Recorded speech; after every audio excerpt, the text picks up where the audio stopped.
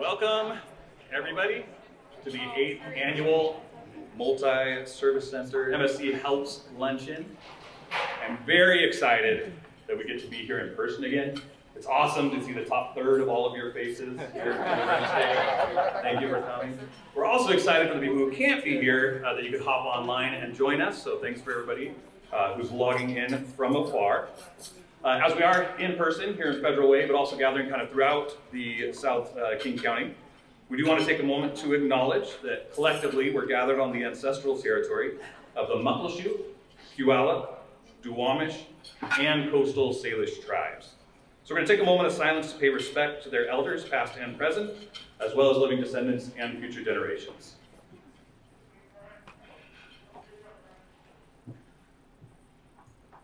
Thank you for that. We challenge you to learn more about what you can do to make reparations for the Indigenous people of our area and beyond.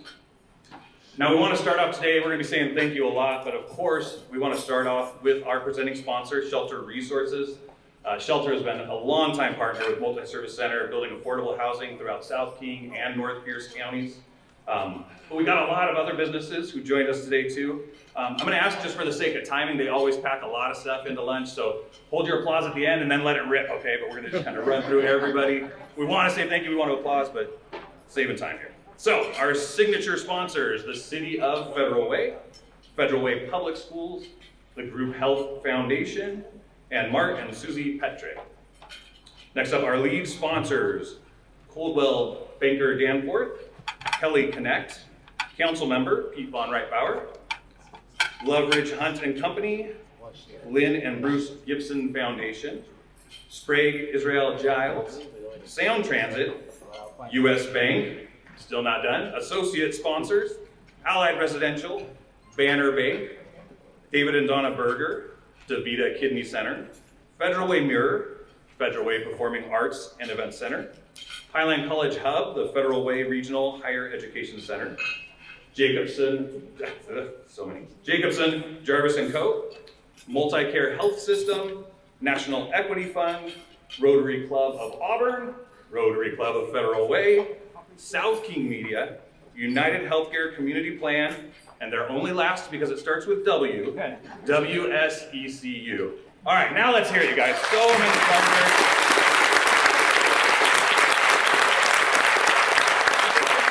Amazing to have such a big list of individuals, organizations, businesses in our community helping the Multi-Service Center do what they do. We also want to thank you for being here, for joining us in person and being a part of the luncheon, especially our table captains for reaching out and bringing people in. Can you kind of give us a wave or stand up, our table captains? Let's hear it for those folks for driving the community and bringing together today. And then I always love to give a special shout out to my pace setters. For those of you who don't know yet, the pace setters are the people who make donations before they got to taste the lunch, right? They were committed before they checked out the meal, and they said, I'm gonna make a big donation up front. And the whole reason they did it was to inspire those of us who haven't donated yet to do a good job when it's that time in the program. Thank you, pace setters. If you can stand up and give us a wave too. I know y'all are humble people, but come on, we want to give you a shout out. Thank you so much, guys.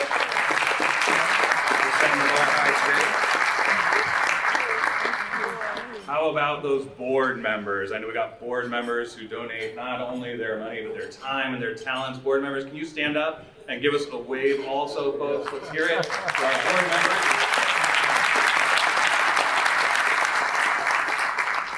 And if you're in this room, you probably know how amazing the Multi-Service Center is and how important it is for our community.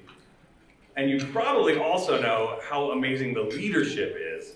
And with that, I would like to welcome Robin Korak up to tell you a little more about what the MSC is doing in our community today.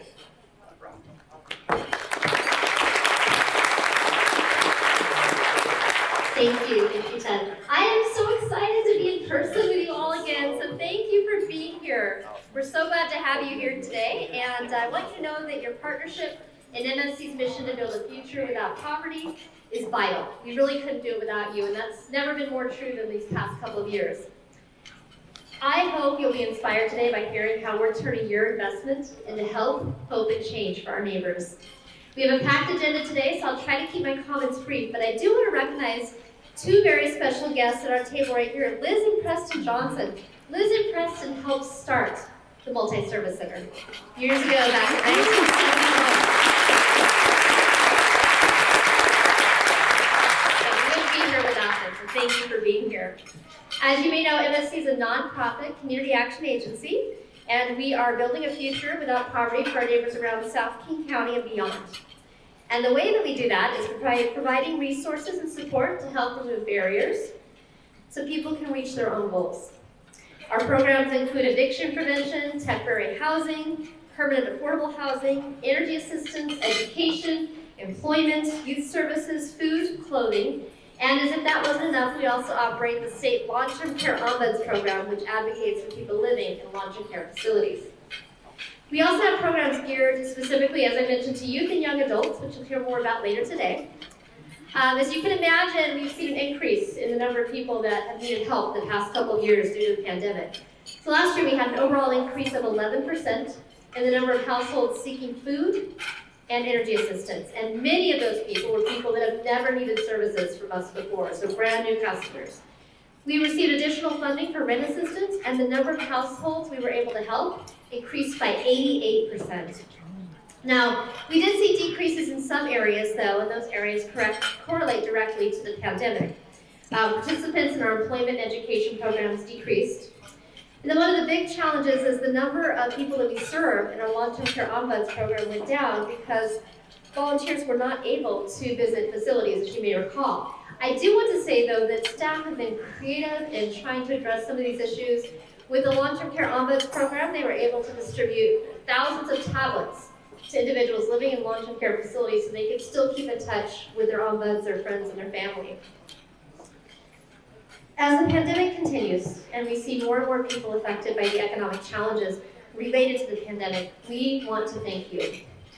The one thing that's been consistent over the last year and a half has been the support from our community. In the uncertainty of the pandemic, you have been a stable constant that continues to inspire us in our work. And I can tell you that I personally have been just incredibly awed and humbled by the support this community has given. We're excited to share that we're working on a very large affordable housing project in Federal Way, which would take 130 units of existing affordable housing that is aging housing stock and in desperate need of rehabilitation. So we're working on that. But right behind that property, we're also adding another 132 units of affordable workforce housing for individuals right on the transit line, very needed in our area. And we will share more information as it becomes available. And as I mentioned, we have a very full lunch hour for you, and I cannot wait to hear from our incredible guest speaker, Omari Amili. So please welcome our MC, Ted Colby, back to the stage. And thank you again for being here.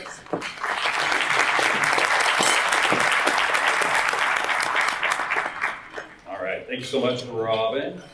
All right, guys, it's been a couple of years with the pandemic since I've been in front of the crowd. You got to allow me a couple of mistakes, so I would be remiss if I do not say thank you also to the elected officials who came out to join us today.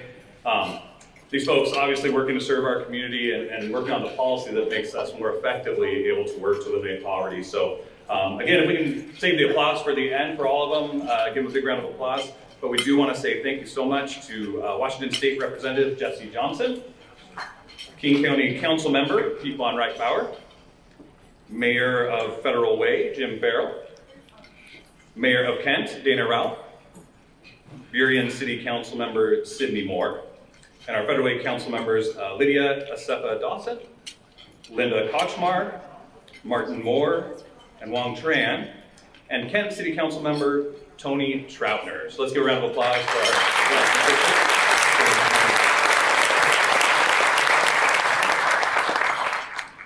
And with that, without further ado, I would like to introduce Omari Amili to join us on the stage. He's our keynote speaker today. Mr. Amili is an author, speaker, and a father of 6 from here in Seattle, Washington. Growing up in poverty with parents battling addiction, Omari experienced homelessness, neglect, and the chronic instability that comes with poverty as a child. Omari found himself traveling down the school-to-prison pipeline, ultimately convicted on 30 felonies for bank fraud. Upon his release, Omari began a life-altering journey that allowed him to climb from a GED to a master's degree from the University of Washington. And his story is evidence that when provided with opportunity and provided with resources, The circumstances that result from poverty can not only be overcome, but there's prosperity to be found on the other side. Please welcome Omari.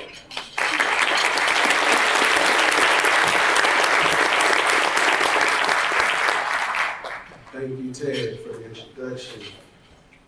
It's a great honor to be here with you guys. I know when this event was first announced, Ernie Hudson was going to be the keynote speaker, the black guy from Ghostbusters. And, you know, I'm 36 years old, so I'm a huge Ghostbusters fan. And it's like the only way you can outdo that is if you invited a Ninja Turtle or something. You know? So I'm really honored to be here, and I hope that I meet your expectations here today. So my name is Omari Amili. As mentioned, I am a father of 6. I currently work for a nonprofit organization called Choose 180. I provide technical assistance to systems and community partners that are looking to provide programming for youth who are system impacted. And I also teach criminal justice at the University of Washington, Tacoma. So before I was able to do that, I had to make a transformational journey in my life. And I'm going to share with you guys today, you know, what that journey looked like. So I was born March 23rd, 1985. My family lived in the Central District of Seattle at the time. I came from a strong 2-parent household at the beginning. You know, my mom was working, my dad was working. We had food on the table, clothes on our back. All of our needs were being met. But being born in the mid-'80s and living in a predominantly black community, there was something that wreaked havoc, you know, and that was crack cocaine. So my family ended up falling victim to the crack cocaine epidemic. And that strong 2-parent household that I described was deteriorating. So within 5 years of my birth, my parents are getting divorced. Once my parents got divorced, my dad, he decided he was never gonna work another day in his life. He didn't want to be on child support. He pretty much gave up once him and my mom got divorced. So he decided that his lifestyle was gonna be completely different. And this involved him doing things such as like sleeping at bus stops, sleeping in park benches, you know, wherever he could. But at the same time that he made that decision, he also didn't give up on being a presence in his kid's life. So sometimes me and my sisters would be with my dad, and because he lacked the resources to provide for us, because he did not have an income, money, he was not able to provide protection, things like that, we would end up walking the streets, panhandling in order to eat. You know, we might end up riding the bus from one end of the route to the other just to stay out of the rain. So when I was with my dad, you know, I was going through a lot of adverse childhood experiences. Similarly to with my dad, I also went through a lot of adverse childhood experiences when I was with my mom. So my mom ended up remarrying someone else who had a crack cocaine addiction. And pretty much all of the houses that we would live in were drug houses. There was a lot of nonstop traffic from drug users, drug dealers, and we dealt with everything that came along with that. So when you have a high drug traffic house, that comes along with things like drug bust, police kicking in your door in the middle of the night, you know, and they don't really, the kids that are on the other side of that door, that's not the concern. You know, they have another agenda, so the kids aren't really considered in that situation when they kick in the door with the guns drawn and things like that. There was a lot of gang presence that came with that drug activity. So there were things like drive-by shootings, where the houses that I lived in at a young age had bullets, you know, flying through the windows and things like that, in the walls, things like that. So it was really rough for me, whether I was with my mom or I was with my dad growing up. You know, like I said, there was a lot of adverse childhood experiences. I didn't have a lot of positive role models, you know, and we bounced around a lot. I was suffering from chronic instability. When an individual, when that's the way it is at home, you would think at least you get to go to school, right? So when you're at home, it's really bad. But at least you get to go to school where you can grow, develop, and learn, and you're around positive influences and things like that. But I felt like my experiences at school were just as damaging as my experiences at home.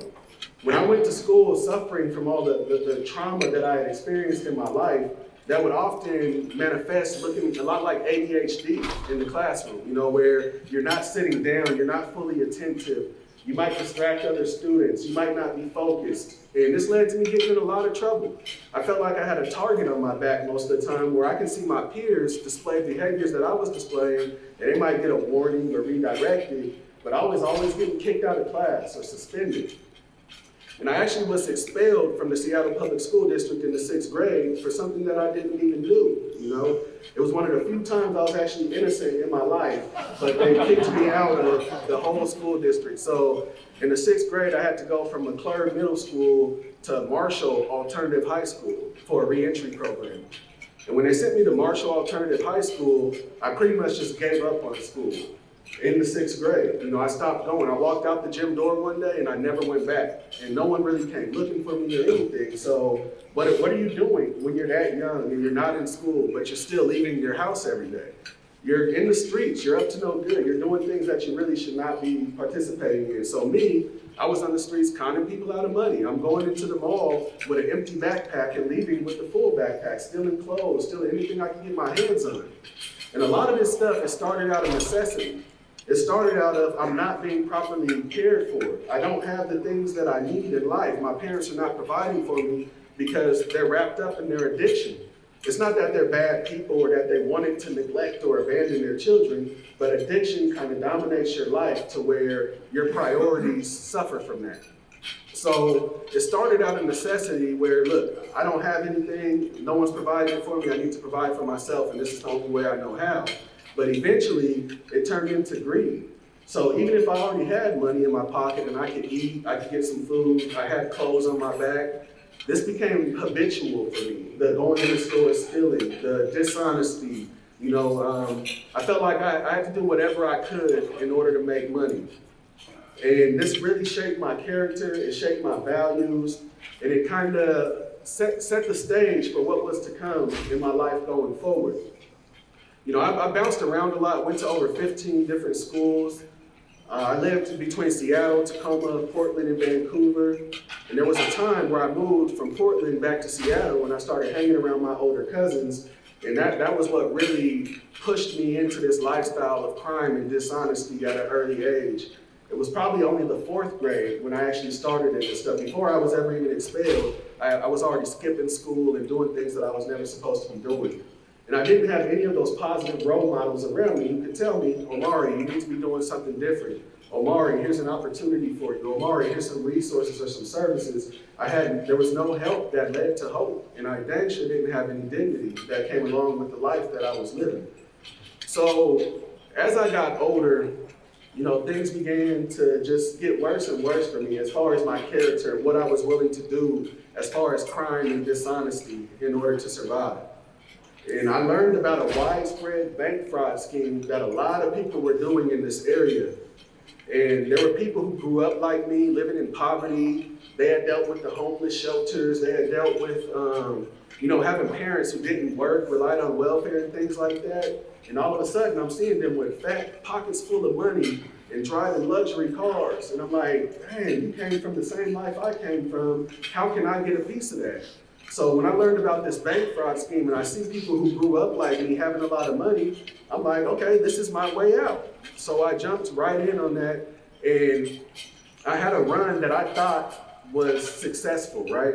So my idea of success was shaped by rap music, the movies I was watching, my peers who were around me, drug dealers, pimps, you know, people like that. That's where I got my idea of success from, having gold chains and big rims and nice cars and things like that.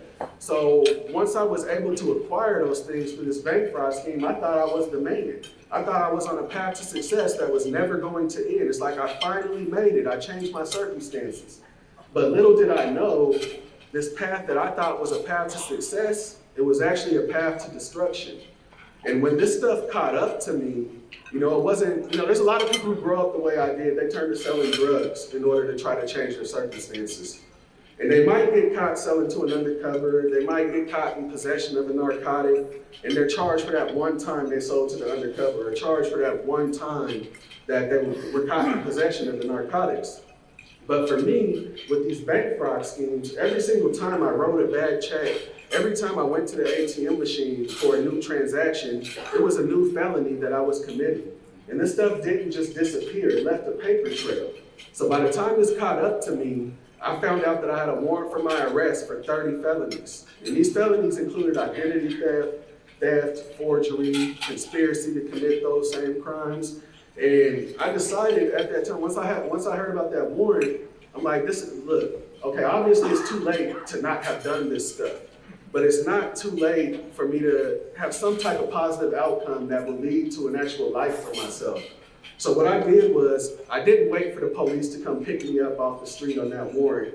I hired a lawyer, the lawyer set up a court date, and I turned myself in to face these charges. I had never been in trouble before. Like a lot of the shoplifting and things like that I was doing, I wasn't really getting caught, so I didn't have a criminal history. So I was being told by a lot of people, when you walk into that courtroom, you might get out on a low bail or even on personal recognizance and things like that. I was under on 30 felony convictions, so not 30 felony convictions, 30 felony charges at the time, so that wasn't gonna happen. I was hit with a 6-figure bail, labeled a flight risk, and I was stuck in the Pierce County Jail for the next 8.5 months. During these 8.5 months, you know, I don't really know much about this system because I had never been through it before, but it seemed like nothing was happening. There were no plea bargains being offered. There seemed to be no progress being made, period. And then finally, after 8.5 months, my lawyer came to me and he said, look, the best way out of this situation is if you plead guilty as charged to all 30 felonies that you were charged with. The lawyer told me that if you do not plead guilty as charged to all 30 felonies you are charged with, then the prosecutor is going to file a leading organized crime charge.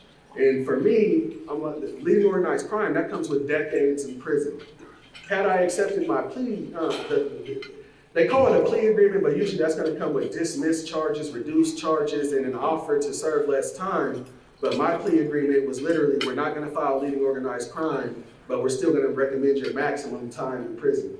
So for me, that maximum was 7 years. And that's what the prosecutor recommended at my sentencing, was 7 years in prison. My attorney fought and got me a drug offender sentencing alternative that led to me serving far less time than that. So the drug offender sentencing alternative means you get half of your mid-range. So that led to a 36-month prison sentence with 36 months of probation. And if I was to mess up again, that 36 months of probation would convert to prison time. So for me, that was a major motivating factor to serve my time. I ended up doing under 36 months since it's a nonviolent crime. I served 20 months total. And when I walked out the gate, I was 23 years old. I had a GED. I had no work experience. I wasn't part of any programs. I had no mentors, no guidance, no role models. But I knew I didn't want to go back to that life of crime. I knew that having 30 felonies on my record with 3 years of prison time hanging over my head, this was pretty much a trap for me to go back. There was an expectation that I would go back to prison, you know, because if you're familiar with the recidivism rates, the majority of individuals who release find themselves back within 5 years. So for me, I decided, you know, what do people do when they're not taking penitentiary chances and risking their freedom? Like, how can I live my life in a way that is not going to lead to me being incarcerated? And I decided I'm going to go get a job because that's what people do. You have to work for your money rather than conning people or committing bank fraud and things like that. But I mentioned I was 23 years old with no work experience. I hadn't, my resume was pretty much blank. There was nothing I could put on there. I was fortunate to have my GED with all of the gaps in my education. A lot of people, they'll take classes to kind of fill those gaps, and that's when they're able to take the GED test and pass it. I somehow just went and took the test and got lucky and passed the test. I promise you, there's no way I should have passed that test with the gaps in my education, especially when it comes to math and things like that. I guess on a multiple choice test, if you put C enough times, they'll just give it to you. So somehow I was able to earn my GED, and that opened the door to me going to college. But first, I decided, let me go to work. But what are my employment prospects, you know, with the situation that I described? After getting denied a lot, I found myself working at the Old Country Buffet at the Lakewood Town Center as a line attendant, where I was running the clean dishes back up to the front, and it only took a few shifts before I realized this is a trap. It's a poverty trap, and it's a trap for me to go back to prison. And the reason I say that is because if I'm gonna be stuck in poverty, working a minimum wage job that is not full-time, you know, there's gonna be temptation that's gonna come with it. I had kids, I had a family I had to take care of. So I said, this cannot be the alternative to that life of crime. If I'm gonna leave this life of crime behind me permanently, I'm gonna need to find a life that I find value in. I'm gonna need to build a life that I can find meaning in. I don't wanna trade the life of crime for a life of misery and poverty. So what can I do with my current situation to actually find a job that I want to keep, and I figured that education would be the key. A major part of my downfall was miseducation. You know, my experiences in the K-12 system were absolutely horrible. My experiences with the people in my life who were guiding me as far as like negative influences, I consider that to be miseducation. So it's like, I need to go get an education so that I can close these gaps and become somebody who is employable, like to get an actual career where I can make a living wage and be happy with the life that I live. So I put my GED to use and I enrolled in Pierce College. When I enrolled in Pierce College, I wanted to be a drug and alcohol counselor because of the family history that I had, where my mom and my dad, they struggled with addiction, and it impacted the lives of me and my sisters, even though we had no control over it. So I'm like, I want to be able to play a role in making sure that other kids don't have to experience what I experienced. And I know that there was absolutely no helping me without helping my parents. So that's why my focus became drug and alcohol counseling. However, I still had 30 felonies on my record. In order to be a drug and alcohol counselor, you have to be licensed by the state of Washington. I was scared to death to fill out the forms and get a denial based on my criminal history, so I never actually filled out the forms to be licensed to be a drug and alcohol counselor. So while I'm in class, my classmates get to, when you're in school to be a drug and alcohol counselor, you get to go to work in that field almost right away because you have to earn your trainee hours. So a lot of my peers, they're talking about their caseloads and the work that they're doing. They're able to contribute to the classroom discussions in a major way. And I just didn't have that opportunity. But I figured that it wasn't all for nothing, because as long as I earned my associate's degree and I had a certain GPA, they have what's called a direct transfer agreement with the University of Washington. So I didn't have to become a drug and alcohol counselor for this degree path to be useful for me. I used it to transfer to a university and continue on to pursue a bachelor's, and that's exactly what I did. I went to the University of Washington, Tacoma after Pierce College, and I earned 2 bachelor's degrees, one in psychology and one in what's called interdisciplinary arts and sciences with a concentration on self and society. I still had 30 felonies on my record. I still didn't know what my employment prospects were. So even after completing that, I still didn't feel like I could go out there in the workforce. There's a lot of people who have bachelor's degrees who had never been in trouble before. So the same level of education, but a far better resume, because of the work they had already done and things like that. So I figured I needed to keep going even further with my education. And that's when I enrolled in grad school at the University of Washington, Tacoma to pursue a master's degree. And once I did that, my life completely transformed because I started opening up about my experiences. So previously, I was just another student in the college classroom. I never talked about my background or the fact that I had been to prison or, the instability that I had suffered from as a child. So nobody really got to know me. I was the type of student who would go to class and leave, pretty much living in hiding, hoping that people don't find out. But once I embraced my background, I would say that's when doors began to open for me. I did my graduate research on preventing recidivism through post-secondary education. Recidivism is when an individual finds themselves incarcerated, they release, and they commit a new crime and they go back. And research indicates that if you are able to earn a college degree, then that will have a major influence on that recidivism rate. And it starts out with just an associate's degree where you're way less likely to go back, but then once you get all the way up to that master's degree level, pretty much no one goes back, according to the research. So what I did was I developed a prison to college workshop, and I wanted other people to be able to make a similar transition to what I had made. I wanted them to know that it was a possibility for them, and I started this mission to change the narrative and introduce new possibilities. And after that, after earning my master's degree and sharing my story more and more, opportunities began to come my way. I was hired by South Seattle College as a faculty member and a case manager, fresh out of grad school. And I became the first person that I knew of in my family to have a living wage job. There hadn't been any other examples of that before me, of anyone who had even earned an education or had a living wage job. So I became the first in my family to do that. And this was after having 30 felony convictions. I also spent time working for the ACLU of Washington as a juvenile justice researcher. After that, I spent a lot of time doing independent contract work, public speaking, joining speakers bureaus, and different committees, and serving the population that I was a part of, which was individuals who were released from prison and had a strong desire to turn their life around. There's a lot of people who think, look, if you find yourself locked up, it's because, look, there's something wrong with you. You're a bad apple.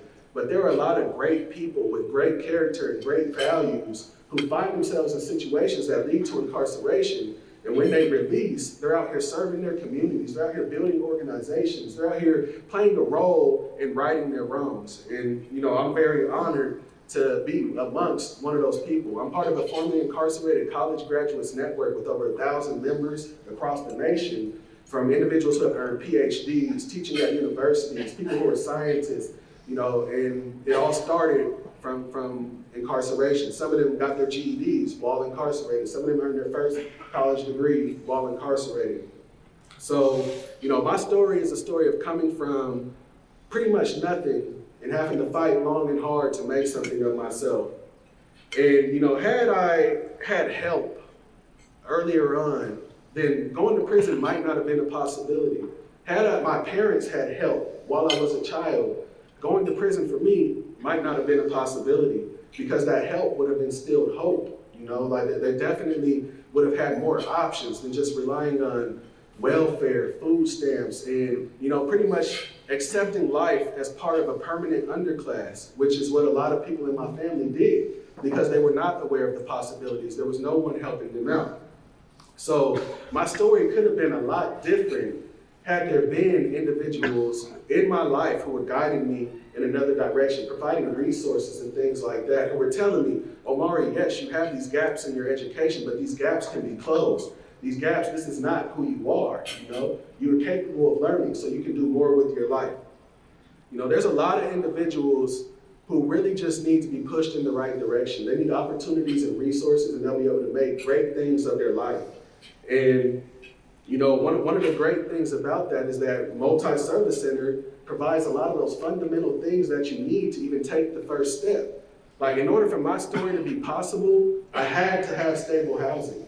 And when I got out of prison, I was being told over and over, you would not be able to get a roof over your head. There's nobody who's going to rent to you. There's no programs that are going to serve you. But I was able to land housing shortly after release. And that allowed me to even begin to take these steps to work on employment, to work on education and things like that. Because without having a roof over your head, it is definitely not a possibility. So by MSC providing housing for individuals who are struggling, they're providing that fundamental first step where they can even think about growing and think about social mobility and things like that. Another thing that I had to tap into was food resources. From food stamps to food banks to, pretty much anything that I could get my hands on to feed me and my family. I was trapped in poverty when I got out of prison. Even when I enrolled in college, this actually sent me backwards because of student loan debt. It wasn't something where I was making money off of going to college. Being a student, as far as social mobility, I can say it set me backwards. It actually lowered my net worth, even though I was growing. So we're relying heavily on food resources, which is another thing that Multi-Service Center provides. Education and employment is going to be one of those pillars that allow people to experience social mobility. Whether they have not completed high school, whether they have completed high school, education can get them somewhere. Learning is the key to everything for me. Learning is what changed my life. It wasn't just the fact that I got a piece of paper at the end, a degree, but the things that I learned in that drug and alcohol counseling program. Even though I never went to be a drug and alcohol counselor, it allowed me to make a lot of sense out of my upbringing. It allowed me to forgive my parents for a lot of things, a lot of the trauma that I had been through, because I realized, look, they were powerless over that addiction. The addiction totally took control. So by gaining an education, whether it's GED, whether it's English as a second language, whether it's adult basic education, these are some of those foundational steps that allow people to then move forward. And that's something that's offered by MSC. So energy assistance is another thing that is offered by MSC that I had to tap into regularly. If it was not for individuals and entities out there who made contributions so that people like myself who had experienced in the past, I don't know how many people in this room have ever been in a house where your only source of light was candles, or where it's freezing cold, no heat can be turned on, you can't cook there. But that was my reality multiple times in my childhood. I had lived in the house without electricity, and it was a major fear of mine for my own children to experience those things that I had experienced. So when I'm able to tap into energy assistance, and I might already have a past due bill of like $500 plus, and someone can step in and pay that for me and actually pay the next few months, it allows me to then use my limited resources for other things to move my family forward. So energy assistance is another major thing that was provided to me that MSC also provides. So it kind of blows my mind that for me to receive all the resources and services I needed to make my climb up, I was kind of running all over the place, you know, and it would sometimes be hit or miss. A lot of people print out these resources, like a sheet with phone numbers and addresses. A lot of the time, right when those things get printed out, they're already outdated. So you might be chasing after a resource and you kind of get the runaround, and then you can just give up, like, oh, it didn't work, so we're just gonna stay in our struggle. But it really blows my mind to see that multi-service center is offering pretty much all of these things that allowed me to lift up at a one-stop shop. You know, you can go to MSC for all of these different services, all of these different needs, and they're gonna provide that for you. So, you know, there's a lot of people in this state who need these exact services, especially in South King County. You know, the more individuals who don't have resources get pushed south, the more, you know, South King County is gonna need contributions in this area. And it's a collective responsibility, you know. I feel like if our neighbors are not okay, we are not okay. There's a lot of people who fear crime, for example.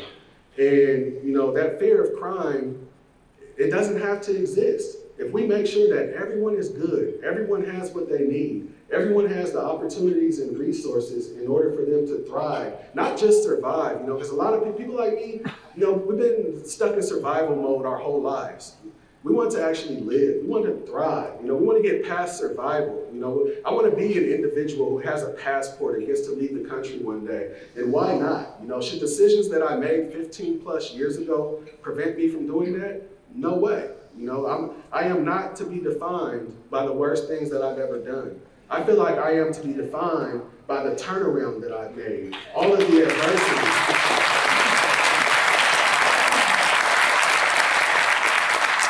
All of the adversity that I had to overcome, you know, I feel like that stuff didn't break me, it strengthened me. It helped make it where it's possible for me to stand here today and share some of the most painful aspects of my background in my life.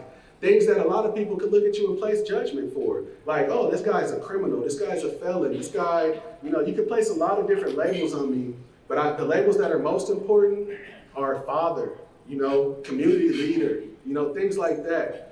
So I just want to instill in you all that, look, I am an individual, but my story is not as unique as you might think. There's a lot of people who are just waiting for their opportunity. They're waiting for an organization like the Multi-Service Center to just be exposed to them. A lot of people don't know the possibilities. They don't know what's out there. So the more that these things are publicized, you know, the more that people are able to tap into those resources. So it looks like that's about my time today, and I appreciate you guys listening to me, and I hope you took something from what I had to say.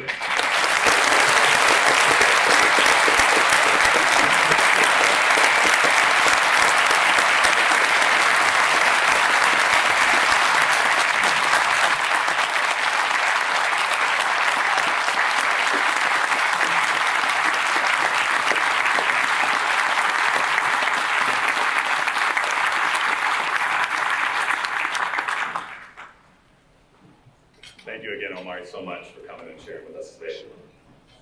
I don't think there's anybody in here who can't be inspired by hearing that, by seeing how people can change and how the gifts that the Multi-Service Center brings to the table can help support that change.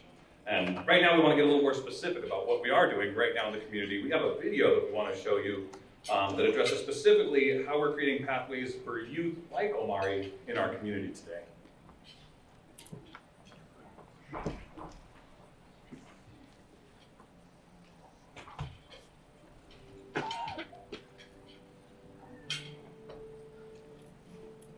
Life was kind of chaotic. I just didn't have much direction in my life, and I needed someone to support me. We have to create positive activities for youth. And if we don't create those positive activities, then we are able to support the community the way that we need to.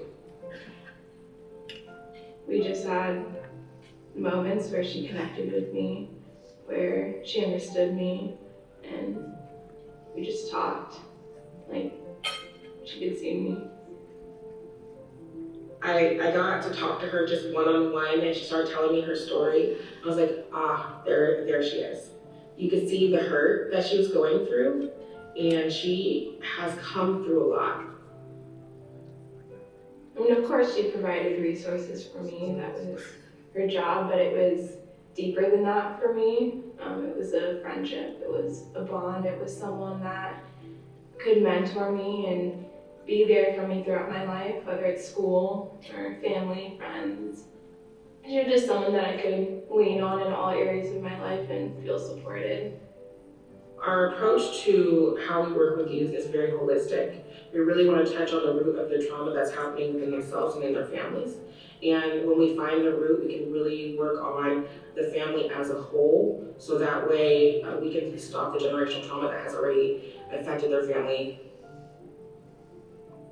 I know that I can go to her and she'll give me a non-biased answer. Yeah, she'll allow me to make my own decisions, but give me all the tools and resources and knowledge to make that decision. I got my high school diploma and I graduated with my associates in pre-nursing. If I hadn't met Lindsay, I think it would have been harder to make well-informed, positive decisions.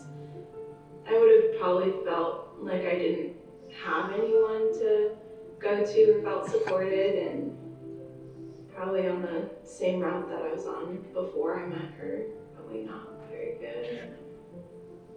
Most of my youth who have been with me for the past 5 years, some have gotten their college degrees, some have gotten some amazing jobs, and they still catch up and, are doing okay. And that's all I want for them, is to be okay. And Michaela is one of those who is going to be okay. It's more than just resources, it's a friend, it's like another family.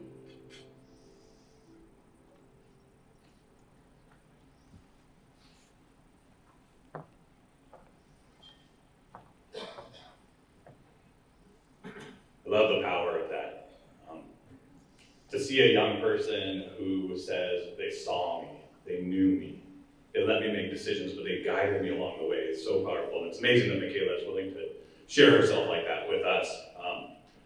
And Lindsay, you just got to give a shout out, because people who work with youth, it's a special bunch of people. And if you can make a few degree change in trajectory as a mentor, when you compound that investment over a lifetime, it's 2 different people. And so I would love it if Michaela and Lindsay, can you guys stand up? And we can give you.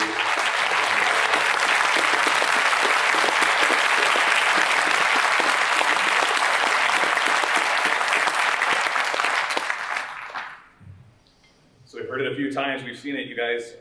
Resources and opportunities, right?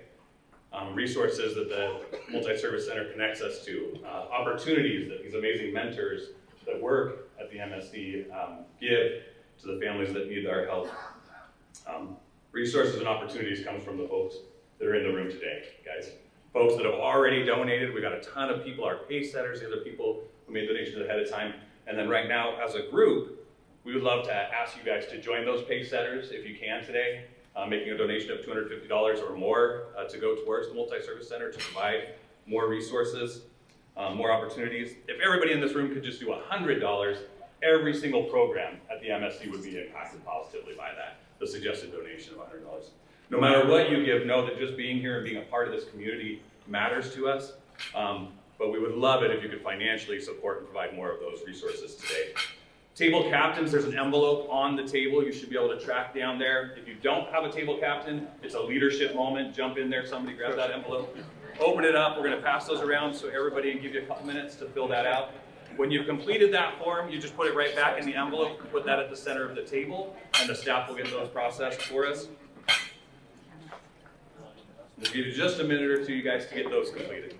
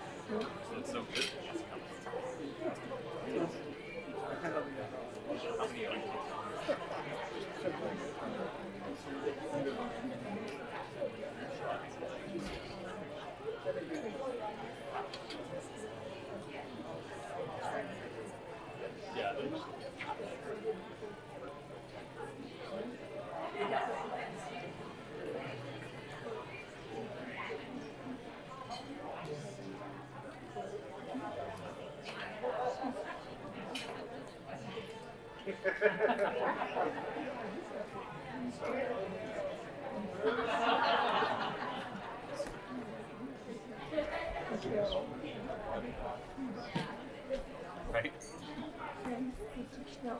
4 hours one way to.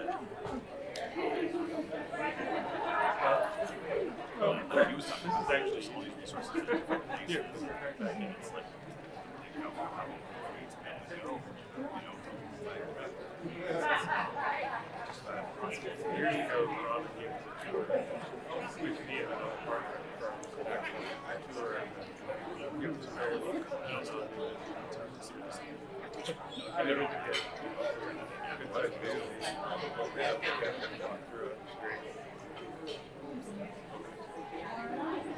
all right, thank you guys again. I hear some chatter happening. I think we're probably done or getting close to done with the forums. Thank you for what we know is, again, as always, your generous support of the Multi-Service Center. In addition to kind of seeing the impact that are happening, we wanted to end today with a little bit of a celebration too. Each year, we get to present our Help, Hope, Change Award, where we honor an individual or a business who's made a significant positive impact in the communities here in South King County. We solicit nominations from the public, and then a group from the Multi-Service Center board narrows it down and makes a final selection. And this year they wanted to recognize Dan Bogart.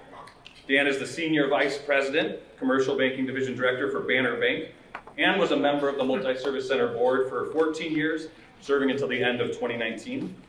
Dan's committed to providing for his local community and has a long history of supporting, creating change here for his neighbors in South King County. And then out of nowhere this summer, our community suffered a great loss. Dennis Holsey was a current Multi-Service Center board member who passed away, and he had served 15 years on the board, many of those years together with Dan. He was an active member of the community. He was described by many people as one of the kindest guys you would ever meet. And if there was a need in the community, Dennis was there to help. And Dan reached out to the Multi-Service Center and shared his desire for Dennis to be honored this year. And for the Multi-Service Center, there was clearly only one thing that we could do. And that was present 2 awards this year to these amazing people in our community. So would you guys join me in welcoming Dan and the family of Dennis to the stage to receive their awards?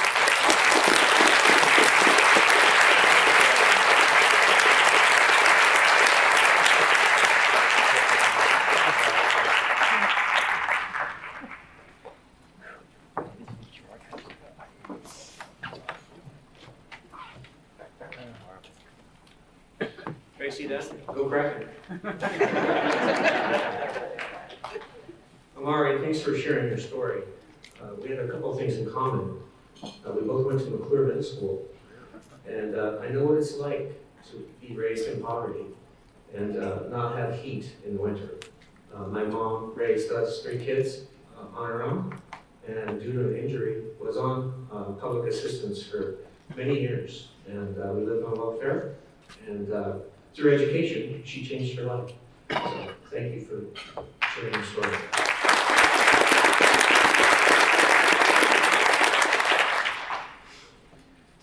Wow, this is such an honor. I am incredibly humbled.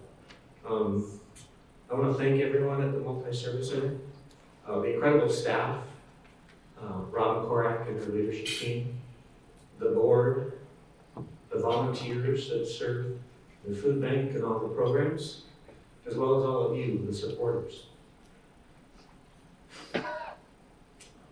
You know, I want to thank my family, of course. My amazing wife, Janelle, there.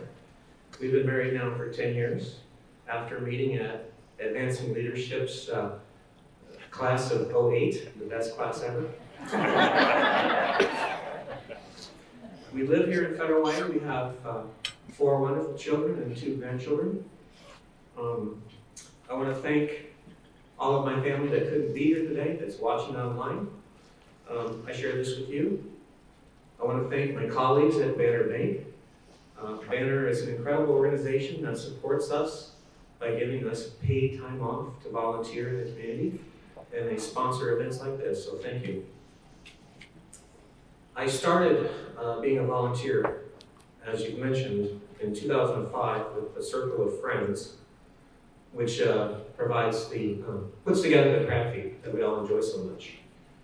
And then I joined the board shortly after that because I was so impressed with the work that they did. But what I really want to share with you today is to give your talent to the organizations that matter to you. Join a board, join a committee like the Circle of Friends, and put together the crab feed. My wife and I support the MSC because this organization matters to us.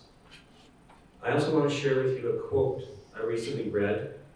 An author named Matthew Kelly said, "We all need people in our lives who raise our standards, remind us of our essential purpose, and challenge us to become the best versions of ourselves." This also reminds me of a favorite Bible verse, Proverbs 27:17, which reads, "As iron sharpens iron, so a friend sharpens a friend." One of the friends I made at the MSC was Dennis Halsey. Dennis and I co-chaired the capital campaign to raise funds for the admin building that the MSC is in today. Dennis was the embodiment of that quote from Matthew Kelly. Dennis raised my standards, reminded me of my essential purpose, and challenged me to be the best version of myself. I'm honored to be the co-honoree along with Dennis and his family here today. Thank you so much, and may God bless you all.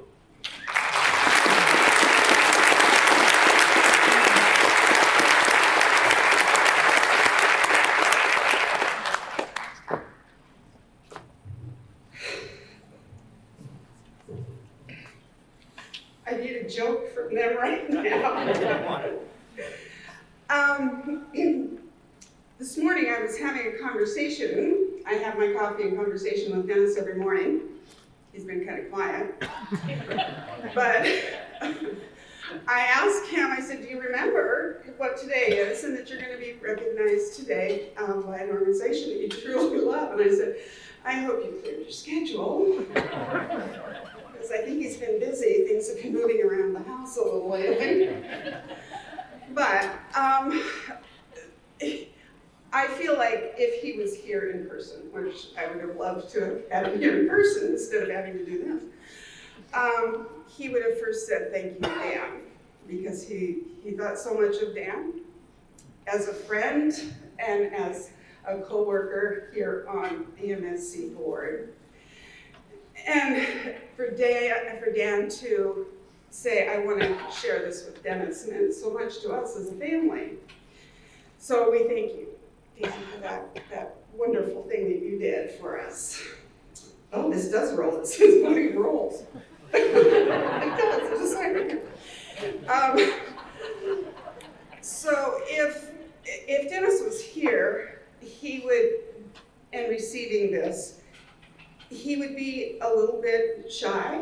He didn't like recognition publicly. He would have this cute little smile up the side of his mouth and go, "I don't know why this side didn't, but this side always." And he would have been pleased but humbled by the opportunity to serve and to be able to be a part of this award today.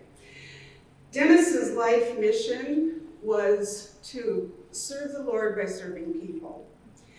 And he was able to live that mission so easily by being a part of the MSC.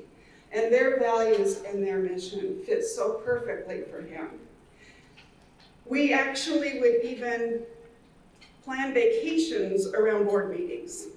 So he would not miss them if possible. He wanted to be there for all of those. He loved meeting the clients, the volunteers, hearing their stories. He would come home and share them with me. He had such compassion for these people. He loved the staff that he was privileged to work with and to be able to move the MSC along and continue its growth through the community. And he loved the board. He loved working with the board and having their meals. He'd always come and say, oh, this is what we had to eat tonight at board. Food was important today. So he loved this organization, and for the organization to recognize him in this way means so much to my 2 sons, to my lovely daughter-in-laws, and to our 3 beautiful grandchildren who, good girls, are in school, 2 in college, 1 in high school, who have picked up, because of their grandfather, the need to serve and to be of service to others. And it goes across our family that he was the leader of that, so that we all have learned and want to participate in serving others. So on behalf of the Halsey 8, we are accepting this award for Halsey 9, and we thank you very much.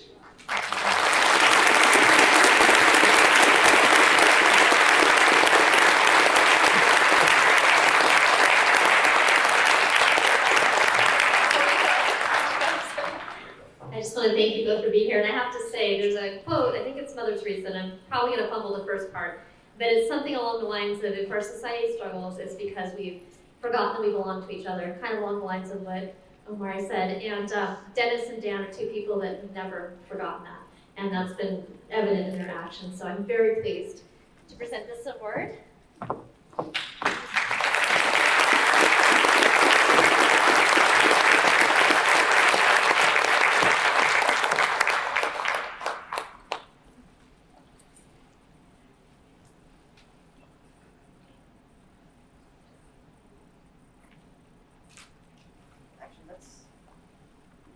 Your son.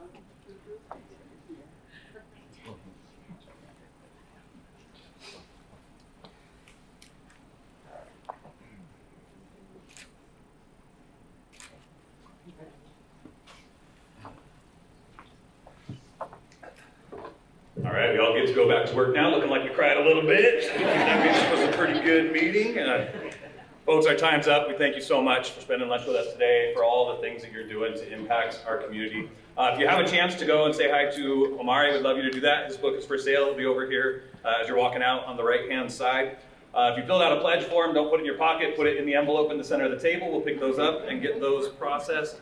Table captains, there's a little gift in the center of the table. We'd love you to take that with you as a thank you for rallying the troops and bringing everybody out.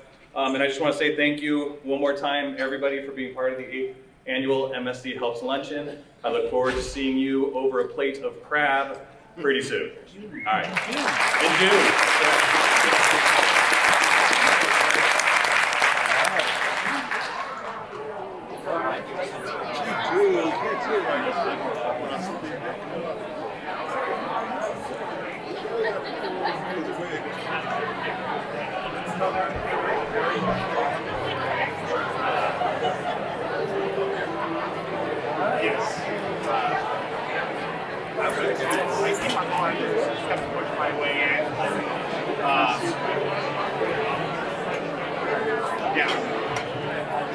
I appreciate that. And I'll see you in a couple hours, yeah? On the Ampersand. Good job. I'm a good team about eating now. A couple years off now.